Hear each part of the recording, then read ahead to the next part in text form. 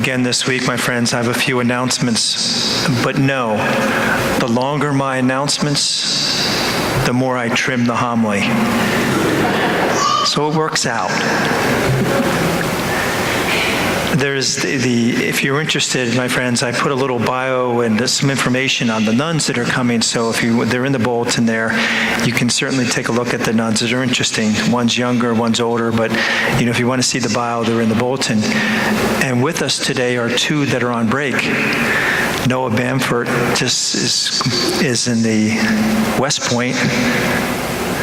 Noah. Yeah, let's give him a big...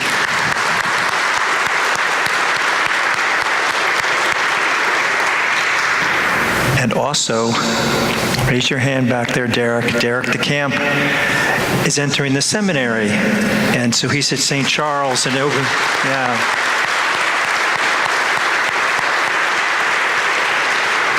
Derek just graduated from Millersville with a psychology degree, and so he's in his first year of major seminary at St. Charles in Philadelphia. So please, keep both of those young guys in your thoughts and in your prayers. Certainly, both are doing wonderful things. God bless you guys. Also, Immaculate, as I've been making announcements, she has a whole slew of books that'll be a sale on the night that she speaks. But they sent the order to the rectory about 2 weeks ago.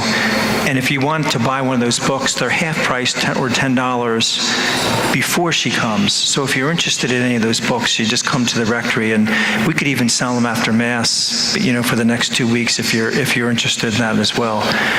If you're not sure which books, just like 4 or 5, I think 4 books out. The first book is probably the best to get acquainted with her, Left to Tell. And finally, there's 9 o'clock Mass, my friends, tomorrow.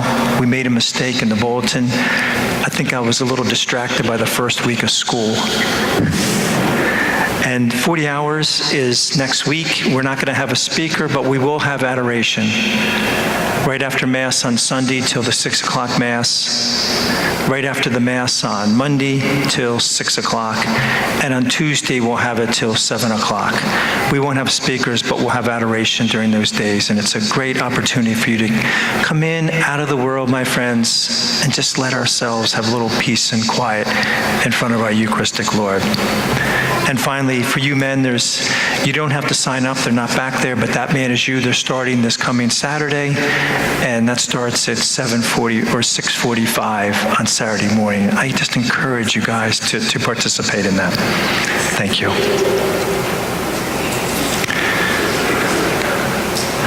Jesus says in today's gospel, "Whoever wishes to come after me must deny himself, take up his cross, and follow me." Must deny himself.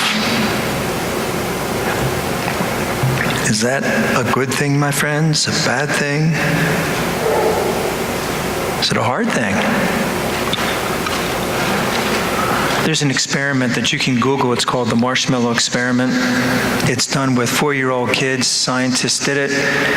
And these scientists say that they can take this experiment and tell you at 4 years old how this child will end up, simply by how they respond in this experiment.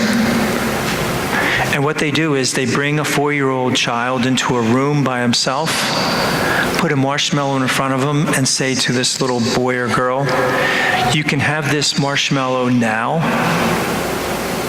but if you wait till when I come back, you can have 2 and many more marshmallows when I get back." And then he leaves. Some of the children eat the marshmallow right away. Others wait a little while, and then after the longer they stare at this marshmallow, they eat it. Some get up and walk around, anything not to look at that marshmallow so they don't have to eat it. They cover their eyes, they sing, they talk to themselves, do whatever not to eat that marshmallow. The interesting thing is the scientists monitor those little boys and girls, monitor them through high school years. The ones who held out eating the marshmallow were more adjusted, better grades, and more dependable.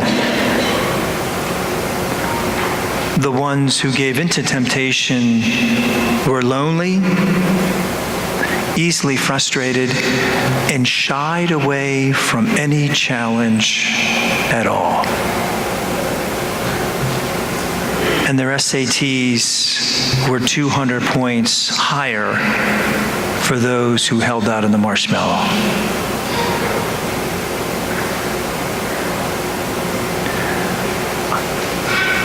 Whoever wishes to come after me must deny himself, take up his cross, and follow me. We want convenience. We want ease. We want all difficulties removed from our life, don't we, my friends? But you see, it's part of life. In sports, practice is required, isn't it? Practice is essential. In academics, study is not only expected, it's required, right? Workplace. We're required to work. You may not like it. It's part of work. Family life, my friends. We often hear that marriage is 50-50. It may average out to 50-50. But you know much more than I, marriage a lot of times is 90-10, 80-20, 60-40. It may average out to 50-50. But you see, compromise is part of that. And every time we compromise, it hurts. It hurts. The greater the compromise, the more it hurts. But we're doing what by doing that? We're compromising, sacrificing for the greater good, for the sake of the marriage. And it's a necessity. It's a necessity, isn't it? A religion that does nothing, that gives nothing, costs nothing, suffers nothing, is worth nothing. And we can substitute sports, religion, family, marriage with that term religion, can't we?